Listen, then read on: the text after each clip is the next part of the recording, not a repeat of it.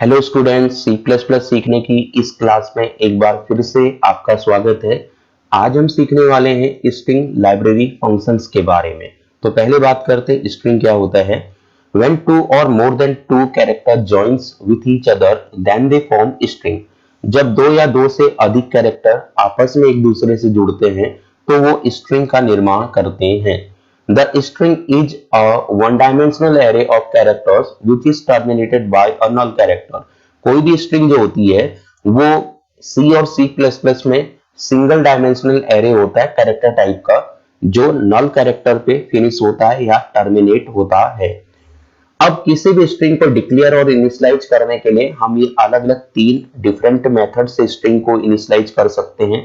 पहले वाले मेथड में मैंने क्या काम कर रखा है, ptr नेम का एक कैरेक्टर टाइप का एरे बनाया है जिसके अंदर हम स्ट्रिंग को स्टोर कर रहे हैं। तो कोई भी स्ट्रिंग जो होती है उसको डबल कोट्स के अंदर लिखा जाता है। तो डबल कोट्स के अंदर लिखी गई कोई भी चीज हमारी स्ट्रिंग होती है। अगर मैं उसके अंदर न्यूमेरिक वैल्यू भी लिख रहा हूँ तो इसको भी हम लोग स्ट्रिंग कहते हैं। और अगर डबल कोट्स के अंदर स्पेस हो, जैसे मान लीजिए जो व्हाइट स्पेस अगर हम यहाँ पे यूज कर रहे हैं 1 और 2 के बीच में, तो ये भी हमारा क्या होता है, स्ट्रिंग कहलाती है। तो डबल कोट्स के अंदर कुछ भी लिखा जाए वो एक स्ट्रिंग होता है। तो यहाँ पर हमने राज वैल्यू लिखा है, तो हमारे पीटीआर के अंदर जो राज स्टोर होगा वो इस तरीके से स्टोर हो जाता है। यानी कि पीटीआर टाइप का एक एरे बनेगा कैरेक्टर टाइप का, उसका 0 इंडेक्स नंबर, 1 इंडेक्स नंबर और 2 इंडेक्स नंबर। तो आर हमारा 0 इंडेक्स नंबर पे होगा, ए हमारा 1 इंडेक्स नंबर पे होगा, जे जो हो जाएगा 2 इंडेक्स नंबर पे होता है।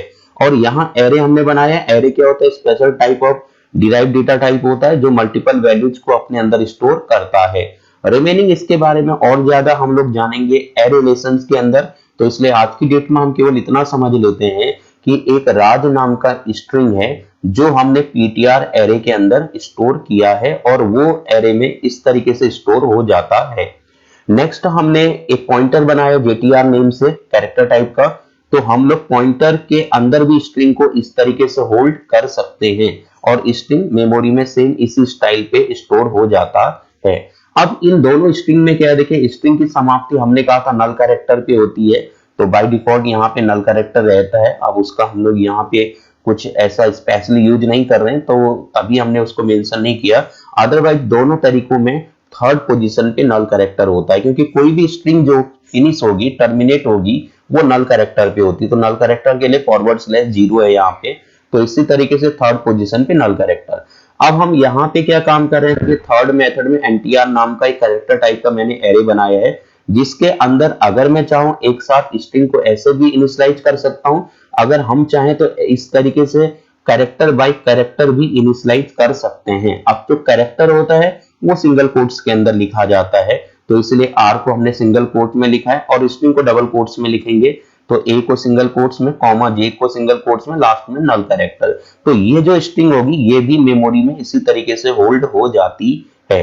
अब जितने भी स्ट्रिंग लाइब्रेरी फंक्शंस होते हैं हमारे, वो सी और C++ में string.h हेडर फाइल के अंदर अवेलेबल होते हैं। तो जब भी हम अपने प्रोग्राम में किसी भी स्ट्रिंग लाइब्रेरी फंक्शंस का यूज करेंगे तो प्रोग्राम के सबसे टॉप पोजीशन पे इस हेडर फाइल का लिखा होना कंपलसरी होता है। यानी कि स्ट्रिंग लाइब्रेरी फंक्शंस के लिए string.h हेडर फाइल का प्रोग्राम में यूज होना कंपलसरी है। अब जितने भी स्ट्रिंग लाइब्रेरी फंक्शंस हैं ये प्रीडिफाइंड होते हैं। लाइब्रेरी फंक्शंस हैं तो इनकी डेफिनेशन में, इनके नेचर में हम लोग किसी भी तरीके का कोई चेंज नहीं कर सकते, इनकी कोडिंग में कोई चेंज नहीं कर सकते। इनको हम लोग प्रोग्राम में यूज कर सकते हैं अकॉर्डिंग अ रिक्वायरमेंट। अब हम बात करते हैं जो स्ट्रिंग लाइब्रेरी फंक्शंस कौन कौन से होते हैं। तो यहाँ पे जो टेबल आपको दिखाई दे रही है इसमें कुछ इंपॉर्टेंट स्ट्रिंग लाइब्रेरी फंक्शंस का ही मैंने मेंशन कर रखा है या दिखा रखा है। तो इसके अलावा भी और लाइब्रेरी फंक्शंस होते हैं, लेकिन फिलहाल हम लोग जो कोर्स में इतने ही सारे लाइब्रेरी फंक्शंस को कवर कर रहे हैं तो हम इन्हीं के बारे में प्रोग्राम बाय प्रोग्राम आगे समझते हैं। अब देखिए जो फर्स्ट हमारा स्ट्रिंग लाइब्रेरी फंक्शंस है वो है strupr, मींस स्ट्रिंग अपर। ये फंक्शंस क्या काम करता है, converts any string into capital letter. ये फंक्शन किसी भी स्ट्रिंग को कैपिटल लेटर्स में कन्वर्ट कर देता है। It obtains one string type argument and returns string type value. यानी कि ये जो फंक्शन होता है ये केवल एक स्ट्रिंग टाइप के आर्गुमेंट को ऑब्टेन करता है। तो फिलहाल हमने यहाँ पे 3 हेडर फाइल लिख ली है। स्ट्रिंग लाइब्रेरी फंक्शंस का यूज किया जा रहा है str upr, इसलिए हेडर फाइल string.h यूज हो गया है। conio.h और iostream.h फिलहाल ऑलरेडी हम लोग यूज करते चले आए हैं प्रोग्राम्स में। प्रोग्राम की स्टार्टिंग मेन फंक्शन से होगी, ये उसका स्कोप होगा। clr स्क्रीन क्लियर करने के लिए यूज है। यहाँ पे देखिए कैरेक्टर टाइप का जो मेन इस प्रोग्राम में जहां से हमको समझना है, कैरेक्टर टाइप का मैंने एक एरे बनाया जिसका नाम होगा ptr और इसके अंदर मैंने स्टोर करा है राज प्लेस क्रिकेट। अब ptr के अंदर राज प्लेस क्रिकेट वैल्यू स्टोर है, तो str upr फंक्शंस क्या करेगा, ptr की वैल्यू को कैपिटल में कन्वर्ट कर देता। ptr के अंदर हम लोग xyz कोई भी वैल्यू स्टोर करेंगे ये उसको कैपिटल में कन्वर्ट कर देगा। फिर कैपिटल में कन्वर्ट करने के बाद में ptr की जब हम लोग वैल्यू प्रिंट करते हैं तो आउटपुट में देखिए पूरा हमने राज प्लेस क्रिकेट स्मॉल लेटर में लिखा था वो पूरी कंप्लीट कैपिटल में कन्वर्ट हो गया है। तो इस तरीके से str upr जो होता है इनपुट किए गए स्मॉल लेटर स्ट्रिंग को कैपिटल में कन्वर्ट कर देता है। दूसरी जो इंपॉर्टेंट चीज है वो ये है कि हमारे जो स्ट्रिंग लाइब्रेरी फंक्शंस होते हैं सी और C++ में वो म्यूटेबल होते हैं। तो म्यूटेबल मीन्स होता है चेंजेबल। अगर हम उनमें किसी भी तरीके की कोई तब्दीली कर दें, कुछ चेंजेस कर दें, तो वो चेंजेस परमानेंटली हो जाते हैं, तो उसे कहा जाता है म्यूटेबल।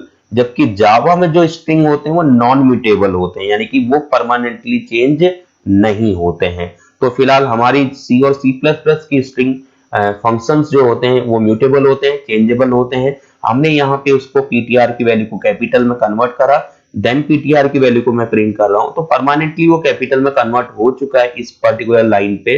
तो अब हम जब ptr की वैल्यू प्रिंट कर रहे हैं तो राज प्लेस क्रिकेट हमारे को कैपिटल में प्रिंट होके मिलता है। नेक्स्ट हमारा फंक्शन है strlwr फंक्शन। नाम से ही पता चल रहा है स्ट्रिंग लोअर, तो it converts any input string into small letter. ये जो फंक्शन होता है किसी भी इनपुट की गई स्ट्रिंग को स्मॉल लेटर में कन्वर्ट करता है। It also accepts one string type argument and returns string type value.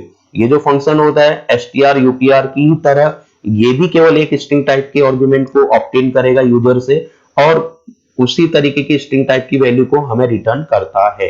तो फिलहाल यहाँ ptr की वैल्यू में राज प्लेस क्रिकेट मैंने कैपिटल में लिख दिया है। strlwr फंक्शन उसी ptr की वैल्यू को स्मॉल लेटर में कन्वर्ट कर देता है परमानेंटली। अब हम ptr की वैल्यू को प्रिंट कर रहे हैं। getcs प्रोग्राम खत्म। तो देखिए यहाँ ptr की वैल्यू जब प्रिंट की गई तो ptr के अंदर जो वैल्यू थी वो ऑलरेडी इस पर्टिकुलर लाइन पे स्मॉल में कन्वर्ट हो गया था। अब आप देखिए हमने यहाँ पे इनपुट किया था कैपिटल स्ट्रिंग, तो हमारे strlwr फंक्शन ने उस कैपिटल को स्मॉल में कन्वर्ट कर दिया है। तो अब हम जब आउटपुट प्रिंट करते हैं तो राज प्लेस क्रिकेट हमें स्मॉल लेटर में डिस्प्ले होता है। नेक्स्ट हमारा फंक्शन है strrev। ये जो फंक्शन होता है स्ट्रिंग रिवर्स करता है, यानी कि किसी भी स्ट्रिंग को रिवर्स ऑर्डर में प्रिंट करता है। तो converts any string into reverse order, it accepts one string type argument and returns string type value। ये फंक्शन भी क्या होता है, किसी भी स्ट्रिंग को रिवर्स ऑर्डर में प्रिंट करेगा और केवल एक स्ट्रिंग टाइप आर्गुमेंट ऑब्टेन करता है। तो ptr की वैल्यू हो गई कंप्यूटर साइंस, strrev ने ptr की वैल्यू को रिवर्स कर दिया। तो जैसे ये रिवर्स करेगा तो फिर हम ptr की वैल्यू को प्रिंट करते हैं, तो ptr की वैल्यू प्रिंट होती है इस तरीके से। यानी कि पहले क्या काम हो रहा है, e प्रिंट हो रहा है, फिर c हो रहा है, NEICS, यानी कि ये जो प्रिंटिंग हो रही है ये इधर से इधर साइड की तरफ होती है। तो यानी कि रिवर्स का क्या काम है, जैसे हमने कोई एक ptr स्ट्रिंग है उसके अंदर इमेजिनेशन कर लीजिए मैंने राज अगर इनपुट किया होता तो ये मेमोरी में कैसे जाता, कुछ इस तरीके से। ptr हमारा एरे होता, ये 0 पोजीशन, 1 पोजीशन, 2 पोजीशन और ये होगा 3rd पोजीशन। तो यहाँ पे क्या होगा देखिए RAJ, तो नल कैरेक्टर हो गया, समाप्ति होती। लेकिन जब भी हम स्ट्रिंग इंक्लूड करेंगे तो उसमें नल कैरेक्टर स्किप हो जाएगा, वो नहीं इंक्लूड होगा। अब जब ये प्रिंट करने की बारी आएगी तो पहले क्या होगा, 2 पोजीशन कैरेक्टर प्रिंट होगा, फिर 1 पोजीशन कैरेक्टर प्रिंट होगा, फिर होगा 0 पोजीशन कैरेक्टर। तो 2 पोजीशन पे क्या है हमारा J है, 1 पे क्या है A है और 0 पोजीशन पे क्या है R। तो अगर मैं राज इनपुट करूंगा और उसको रिवर्स में प्रिंट करूंगा तो हमारा प्रिंट हो जाता है जार। तो इसी तरीके से ये भी क्या काम कर रहा है, पहले ई कैरेक्टर प्रिंट करता है, देन सी, फिर एन, ई, आई, सी, एस। तो इस तरीके से प्रिंट करता करता सी तक प्रिंट करता है। तो स्ट्रिंग रिवर्स फंक्शंस क्या है, किसी भी स्ट्रिंग को रिवर्स ऑर्डर में प्रिंट कर देता है। नेक्स्ट हमारा फंक्शन है strlen फंक्शन। तो ये फंक्शंस क्या होता है, किसी भी इनपुट की गई स्ट्रिंग में नंबर ऑफ कैरेक्टर्स को फाइंड आउट करता है। It provides length of any string, किसी भी स्ट्रिंग की लेंथ फाइंड आउट करेगा। It accepts one string type argument and returns integer type value. ये जो फंक्शन होता है एक स्ट्रिंग टाइप आर्गुमेंट एक्सेप्ट करेगा। तो फिलहाल यहाँ मैंने पीटीआर की वैल्यू दे दी कंप्यूटर। अब पीटीआर की लेंथ निकाली जाएगी, फाइंड आउट होगी। जो भी लेंथ होगी ये जो असाइनमेंट ऑपरेटर है उस लेंथ को एन के अंदर स्टोर कर देता है। अब लेंथ क्या होगी, देखिए लेंथ हो जाएगी हमारी, अगर मैं टोटल इसको काउंट करूंगा तो ये हमारे 1 2 3 4 5 6 7 8, तो टोटल लेंथ आ जाएगी 8। Total number of characters count करता है strlen, तो 8 आया। 8 अब किसकी वैल्यू हो जाएगी, n की वैल्यू। तो यहाँ लेंथ इक्वल हमें क्या प्रिंट करना है, n की वैल्यू। तो n की वैल्यू क्या है हमारी 8, तो लेंथ इक्वल हो जाएगा 8। तो इस तरीके से हम लोग किसी भी स्ट्रिंग की लेंथ को फाइंड आउट कर सकते हैं। अब यहाँ समझने वाली बात क्या है, जैसे सपोज अगर मैंने कोई पीटीआर की वैल्यू कुछ यूं दे रखी है, राज, और यहां पर दे दिया कुमार, तो अब इस स्ट्रिंग में लेंथ कितनी फाइंड आउट होगी। तो देखिए यहाँ पे क्या होता है, स्पेस भी काउंट होते हैं। तो अगर हम लेंथ फाइंड आउट करेंगे तो 1 2 3 4 5 6 7 8 9, तो इसकी लेंथ आ जाएगी 9। तो जब भी लेंथ फाइंड आउट होती है तो वो फर्स्ट कैरेक्टर से लेकर लास्ट कैरेक्टर तक में कुल जितने कैरेक्टर्स होते हैं विथ व्हाइट स्पेसेस या विथ स्पेस काउंट होता है, तो उनको काउंट करके लेंथ फाइंड आउट कर देता है। तो strlen फंक्शन हमारे किसी स्ट्रिंग में अवेलेबल कुल कैरेक्टर्स की संख्या को फाइंड आउट करता है। अभी नेक्स्ट फंक्शन हमारा है strcpy, स्ट्रिंग कॉपी। ये जो फंक्शन होता है किसी एक स्ट्रिंग की वैल्यू को किसी दूसरे स्ट्रिंग में कॉपी कर देता है। It provides the value of one string into another string. ये स्ट्रिंग किसी एक स्ट्रिंग की वैल्यू को किसी दूसरी वैल्यू में कन्वर्ट, दूसरी स्ट्रिंग को कॉपी कर देता है। It accepts two string type argument. ध्यान देने वाली बात यह है, स्ट्रिंग कॉपी जो फंक्शन होता है दो स्ट्रिंग टाइप आर्गुमेंट ऑब्टेन करता है। फर्स्ट जो होता है वो टारगेट को रिप्रेजेंट करता है, सेकंड स्ट्रिंग जो होती है वो सोर्स को रिप्रेजेंट करता है, and returns string type value. यानी कि जैसे मान लीजिए मैंने एक पीटीआर लिया, पीटीआर की वैल्यू दे दी कंप्यूटर, यहां पे मैंने जेटीआर लिखा है और यहां अंदर इंडेक्स नंबर लिखा है। प्रीवियस वालों में मैंने इंडेक्स नंबर नहीं लिखा था तो ये ऑप्शनल है। अब यहां पे देखिए अगर हम लोग 10 लिख देते हैं जेटीआर की वैल्यू, तो इसका मतलब क्या होगा, एक जेटीआर नाम का एरे बन जाएगा। यहां पे मैंने जेटीआर नाम का एरे बनाया, उसमें टोटल नंबर ऑफ सेल्स कितने बनेंगे, जितनी ये वैल्यू हम लोग ब्रेसेस के बीच में लिखते हैं, स्क्वायर ब्रेसेस के बीच में ये साइज में होता है, इतने मेमोरी सेल्स यहां बन जाएंगे। तो 10 है तो 10 बन जाएंगे, 1 2 3 4 5 6 7 8, और दो मेमोरी सेल और बन जाएंगे 9 10। अब इनका इंडेक्स नंबर क्या होगा, 0 1 2 3 4 5 6 7 8 9, ये हो जाएगा। तो हमारा जेटीआर 10 लिखने का मतलब ये 10 मेमोरी सेल्स बन जाते हैं। लेकिन ध्यान देने वाली बात ये है कि अगर हम यहाँ पे 10 मेंशन कर रहे हैं तो जेटीआर के अंदर मैक्सिमम 10 कैरेक्टर हम लोग स्टोर कर पाएंगे, 10 से ज्यादा कैरेक्टर स्टोर नहीं कर पाएंगे। इसलिए आपको ध्यान रखना है जिस वैल्यू को, यानी कि ये जो वैल्यू है ये, इसको हम लोग कॉपी करने वाले हैं थोड़ी देर के बाद जेटीआर के अंदर, तो हमें ये चेक कर लेना होगा क्या इसके अंदर ऐसा तो नहीं 10 कैरेक्टर से ज्यादा हो गए हों। अगर 10 से ज्यादा हो जाएंगे तो ये हो जाएगी स्ट्रिंग बड़ी और ये वाला साइज क्या हो जाएगा, छोटा। तो बड़ी स्ट्रिंग छोटे साइज में स्टोर नहीं हो पाएगा। तो इसलिए हमें ध्यान रखना है कि जेटीआर का साइज या तो पीटीआर के इक्वल हो या पीटीआर से छोटा, सॉरी बड़ा हो, पीटीआर से छोटा नहीं होना चाहिए। अगर छोटा होगा तो फिर जेटीआर पीटीआर की वैल्यू को अपने अंदर कॉपी नहीं करा पाएगा। अब हम बात करते हैं कि भाई यहां पे इंडेक्स नंबर क्यों नहीं दिया, क्या हम लोग दे सकते हैं पीटीआर के अंदर। देखिए ये ऑप्शनल है, अगर हम चाहेंगे तो यहाँ इंडेक्स नंबर मेंशन कर सकते हैं। जैसे हम ऐसा लिख सकते हैं, कैर मैंने लिखा पीटीआर और अंदर लिख दिया 15। तो इसका मतलब क्या होगा, अब हमारा पीटीआर जो एरे बना वो मैक्सिमम 15 कैरेक्टर अपने अंदर स्टोर कर सकता है। तो अब मैं यहाँ पे मेंशन करता हूं इनिशियलाइज कंप्यूटर। तो कंप्यूटर में टोटल हमारे कैरेक्टर्स कितने हैं, मैं इसको अगर चेक करता हूं तो देखिए 1 2 3 4 5 6 7 8, तो टोटल कैरेक्टर्स जो कंप्यूटर में हुए वो हो गया 8।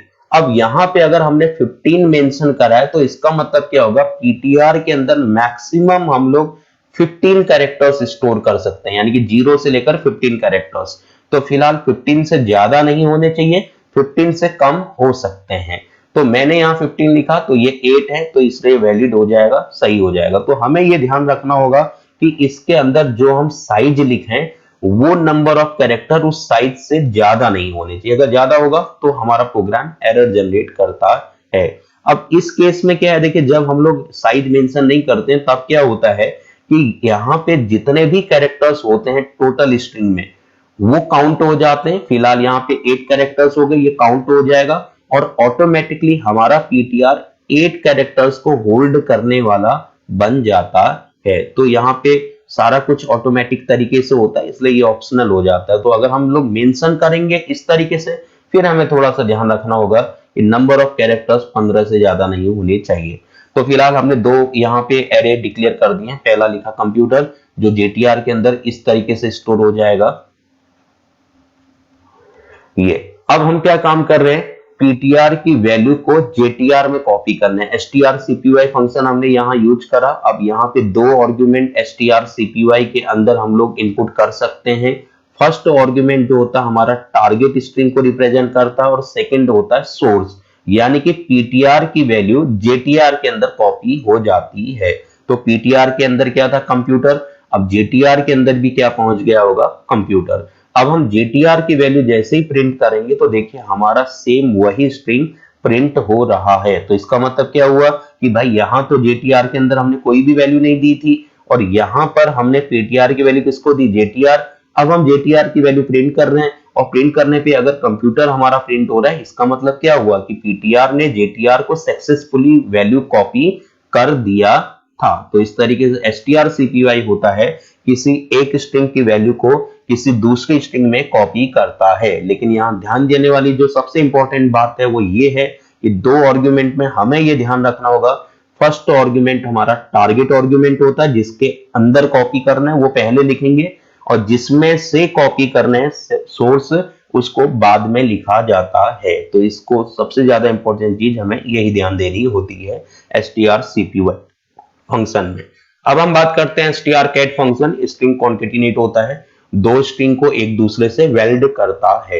It concatenates two string into each other, it accepts two string type argument and return string type value. ये जो फंक्शन होता है ये दो स्ट्रिंग को एक दूसरे से जोड़ने का काम करता है। तो फिलहाल हमने पीटीआर को क्या दिया, कंप्यूटर।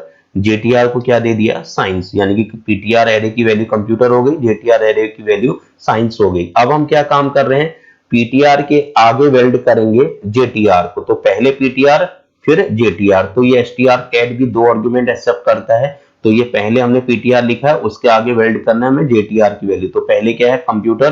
तो कंप्यूटर के आगे क्या वेल्ड हो जाएगा, साइंस। तो आउटपुट हमारा क्या आएगा, कंप्यूटर साइंस। अब यहां पर देखिए अगर मैं पीटीआर वैल्यू प्रिंट कर रहा हूं तो क्योंकि पीटीआर के साथ जेटीआर जुड़ गया है, यानी कि जेटीआर पीटीआर का हिस्सा बन गया, इसलिए ये पीटीआर प्रिंट करने पे पूरा कंप्यूटर साइंस आ रहा है यहाँ पे।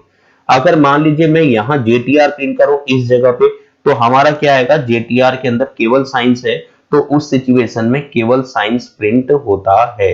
तो जो हम पहले लिखेंगे वो स्ट्रिंग पहले आएगी और जो बाद में लिखेंगे वो स्ट्रिंग बाद में वैल्यू होती है। अगर मान लीजिए हमने यहाँ पे strcat कुछ यूं लिख दिया होता, strcat और पहले मैं लिखता जेटीआर फिर मैं लिखता पीटीआर, तो इसका आउटपुट क्या होता, देखिए इसका आउटपुट होता, पहले कौन सी वैल्यू है, जेटीआर। जेटीआर के अंदर क्या है, साइंस। तो पहले हमारा साइंस प्रिंट होगा और साइंस के आगे वेल्ड होगा कौन, पीटीआर की वैल्यू। तो पीटीआर की वैल्यू क्या है, कंप्यूटर। तो साइंस कंप्यूटर हमारा आउटपुट प्रिंट हो जाता अगर हमने ये चीज यूज की होती। तो इस तरीके से जो strcat फंक्शन होता है दो स्ट्रिंग को एक दूसरे से वेल्ड करने का काम करता है। नेक्स्ट हमारा फंक्शन है strcmp। strcmp function compares two string lexicographically, it returns 0 if both strings are same। जो strcmp फंक्शन होता है वो दो स्ट्रिंग की वैल्यूज को कंपेयर करता है। अगर दोनों सेम होती हैं तो हमें स्ट्रिंग जीरो रिटर्न करता है। Returns less than zero if first string is less than second string. अगर पहली स्ट्रिंग दूसरी स्ट्रिंग से लेस है तो वो लेस देन जीरो रिटर्न करेगा, और अगर पहली स्ट्रिंग दूसरी स्ट्रिंग से बड़ी है तो ग्रेटर देन जीरो रिटर्न करता है। तो फिलहाल लेक्सिकोग्राफिकली कैसे चेकिंग होती है ये हम लोग सीख लेते हैं। जैसे मान लीजिए एक पीटीआर है। अब पीटीआर के अंदर हमने स्टोर किया है एबीसी, जो वैल्यू है हमारी एबीसी है, तो पीटीआर नाम का एक हमारा एरे बन जाएगा। अब पीटीआर के अंदर हमने जो वैल्यू स्टोर कर रखी है वो 3 कैरेक्टर की है, तो मैं 3 मेमोरी सेल बना लेता हूं, 0 1 2। एरे हमारा पीटीआर होगा, 0 पोजीशन पे कैपिटल ए आ जाएगा, 1 पोजीशन पे स्मॉल बी और 2 पोजीशन पे कैपिटल सी। ऐसे ही हमारा जेटीआर हो गया। जेटीआर भी एक कैरेक्टर टाइप का एरे है। अब इसके अंदर वैल्यू क्या दे रखी है हमने, ए बी सी, और तीनों कैरेक्टर हमारे कैपिटल में है, तो 0 पोजीशन 1 पोजीशन एंड 2। तो यहाँ ए आ जाएगा, इस जगह पे कैपिटल बी और यहाँ पे कैपिटल सी। अब देखिए लेक्सिकोग्राफिकली क्या कैसे चेकिंग होता है। इसका 0 पोजीशन, पीटीआर का 0 पोजीशन जेटीआर के 0 पोजीशन से पहले कंपेयर करता है। अगर दोनों सेम वैल्यूज होती हैं तो ये पोजीशन के बाद अब नेक्स्ट पोजीशन पे कंपेयरिंग स्टार्ट हो जाती है। अगर यहाँ पे दोनों अनमैच्ड कैरेक्टर होते तो उस स्थिति में पहले वाले की आस्की वैल्यू से दूसरे वाले की आस्की वैल्यू को माइनस किया जाता है। तो फिलहाल अभी 0 पोजीशन पे कैपिटल ए है और इसके जेटीआर के 0 पोजीशन पे भी कैपिटल ए है, तो दोनों कैरेक्टर हमारे सेम हो जाते हैं। तो अब हमारी चेकिंग 1 पोजीशन पर स्टार्ट होती है। तो यहां 1 पोजीशन पे क्या है, स्मॉल बी है, और इसके 1 पोजीशन पे क्या है, कैपिटल बी। तो ये पहला अनमैच्ड कैरेक्टर हमें मिल गया। तो पहला अनमैच्ड कैरेक्टर जहां पे मिलता है तो फर्स्ट वाले की आस्की वैल्यू में से, तो अब स्मॉल बी की आस्की वैल्यू क्या है, देखिए ऑलरेडी मैंने यहाँ पे लिख रखा है 98। इसमें से हम माइनस करेंगे सेकंड वाले की आस्की वैल्यू, तो सेकंड पोजीशन पे यहाँ पे कौन रखा है, बी। तो बी की आस्की वैल्यू क्या होती है, कैपिटल बी की 66। अब जब ये माइनस किया जाएगा तो हमारा आंसर क्या आ जाएगा, 32। तो अब ये जो फंक्शन रिटर्न करेगा हमें वैल्यू 32 रिटर्न करेगा, और यही 32 किसको मिल जाता है, एन को। अब हम लोग यहाँ पे क्या प्रिंट कर रहे हैं, वैल्यू इक्वल एन की वैल्यू। तो ये मिला हमारे एन को, तो वैल्यू इक्वल 32, तो हमारा आउटपुट आ जाता है ये। अब अगर इमेजिनेशन कर लीजिए कि हमारा जो पीटीआर की वैल्यू है वो कुछ ऐसे होती, मान लीजिए ये तो फर्स्ट एग्जांपल हो गया। सेकेंड, अगर मान लीजिए पीटीआर की वैल्यू होती, हमने यहां पर लिखा यहां मैं कोई और वैल्यू दे देता हूं आर, और यहां पे मैंने कैपिटल ए लिख दिया और यहां पे लिख दिया जे। कुछ ऐसे होता, पीटीआर की वैल्यू 0 1 2 पे जाता, और जेटीआर की वैल्यू हमारा ये होता 0 पोजीशन 1 पोजीशन 2। तो जीटीआर की वैल्यू होती आर और यहाँ पे कैपिटल ए होता, और इस जगह पे होता हमारा सपोज जे। तो तब हमें क्या रिटर्न होता, देखिए 0 पोजीशन पे क्या है आर, इसके 0 पे भी क्या है आर, दोनों इक्वल हो गए, तो अनमैच्ड कैरेक्टर नहीं है। तो अब हमारा क्या होगा, 1 पोजीशन पे चेकिंग होगी, तो 1 पे यहाँ भी कैपिटल ए है, इसमें भी कैपिटल ए है, दोनों इक्वल हो गया। अब 2 पोजीशन पे चेकिंग होगी, यहाँ भी स्मॉल जे है, यहाँ भी स्मॉल जे है, तो दोनों क्या हो गए, इक्वल हो गए। तो इस तरीके से पूरी स्ट्रिंग का एग्जैक्टली जैसे कैरेक्टर यहाँ पे है सेम वैसे ही सेकेंड स्ट्रिंग में है। तो अब जो फंक्शन हमें रिटर्न करेगा वैल्यू, वो रिटर्न करता है 0। यानी कि अगर दोनों स्ट्रिंग एग्जैक्टली एक जैसे हैं तो हमें जो वैल्यू रिटर्न होगी वो 0 होगी, और वही 0 हमारा किसको मिल जाएगा, n को। तो अब जो वैल्यू प्रिंट होगी तो आउटपुट क्या आ जाएगा, वैल्यू इक्वल 0। तो यहाँ पे आ जाएगा 0, यानी कि ये जो रिटर्न करेगा ये 0 रिटर्न करता है। तो फिलहाल हम केवल यहाँ पे जो वैल्यू फंक्शन हमारा वैल्यू रिटर्न कर रहा है, हम उस वैल्यू को यहाँ पे प्रिंट कर रहे हैं कि क्या वैल्यू हमें रिटर्न करेगा। तो अभी के केस में हमें 0 रिटर्न करेगा, तो हमारा आउटपुट इस एग्जांपल में क्या आ जाएगा, वैल्यू इक्वल 0, और यहाँ पे आउटपुट क्या आ रहा था, वैल्यू इक्वल आ जा रहा था 32। ऐसे एक और एग्जांपल हम लोग मान लेते हैं। सपोज हमारा पीटीआर की वैल्यू क्या है, अगर मान लीजिए मैंने दिया ए और यहाँ दे दिया बी, यहाँ दिया सी, तो ये हो गया और सेकंड जेटीआर की वैल्यू क्या है, अगर हम कुछ ऐसे दे दें ए बी और यहां पर दिया मैंने सी और यहां दे दिया डी, यानी कि अब नंबर ऑफ कैरेक्टर्स कम ज्यादा हो गए, तो ऐसे केस में क्या होगा, देखिए इसके 0 पे है ए, इसके 0 पे क्या है ए, तो दोनों इक्वल हो गए। अब 1 पोजीशन पे चेकिंग करते हैं, 1 पे क्या है बी और यहां भी क्या है बी। अब 2 पोजीशन पे चेक करते हैं, 2 पे है सी और यहां पे क्या है सी, तो यानी कि 2 पोजीशन तक दोनों इक्वल है, लेकिन यहाँ थर्ड पोजीशन पे क्या है, कुछ भी नहीं है। तो कुछ भी नहीं है तो ब्लैंक हो गया, तो ब्लैंक की वैल्यू में 0 मान लो, एज्यूम कर लो। अब उसमें से मेरे को माइनस करना है, यहाँ पे क्या है डी। अब कैपिटल डी के आज की वैल्यू क्या होती है 68। अब 0 में से -68 करेंगे तो हमारा आंसर क्या आ जाएगा, -68। तो अब n को क्या मिलेगा, -68। तो अब जो हमारा आउटपुट आएगा वो क्या आ जाएगा, वैल्यू इक्वल -68। तो हमें ये ध्यान रखना होगा कि अगर वैल्यू हमारी ये होगी तो हमारा आउटपुट आ जाएगा वैल्यू इक्वल -68। तो यानी कि अगर यहां पे कोई कैरेक्टर ना होता, नहीं है जब, तब इसमें हमने 0 मान लिया, तो 0 में से डी की आज की वैल्यू माइनस हो रही है। अगर यहाँ पे डी ना होके ए होता तो तब क्या होता, अगर ऐसे होता ए तो फिर क्या होता भाई, ए की वैल्यू होती 65, तब 0 में से 65 माइनस होता तो -65 हमारा आंसर आ जाता। कुछ एक और एग्जांपल अगर मान लीजिए यहाँ पे पीटीआर की वैल्यू कुछ ऐसे होता, पीटीआर की value A B C D, ये पीटीआर की वैल्यू हो गई। और जेटीआर की वैल्यू अगर हमारा ये होता ए बी, अब क्या वैल्यू प्रिंट होने वाली थी, तो यहां पे क्या होता है, देखिए पहले 0 पोजीशन पे ए है, यहां भी 0 पे ए है, 1 पे बी है, यहां भी बी है। अब अनमैच्ड कैरेक्टर कौन सा मिला, 2 पोजीशन वाला, तो 2 पे यहां सी है, तो सी की आज की वैल्यू क्या होती है 67। उसमें से माइनस करना है इसका 2 पोजीशन, तो 2 पे कुछ भी नहीं है तो हम क्या मान लें 0। अब 67 में से 0 करेंगे तो क्या आएगा 67। तो अब जो आंसर आएगा हमारा 67। तो इस तरीके से उम्मीद है कि आपको सारे स्ट्रिंग फंक्शन समझ में आए होंगे। Thank you.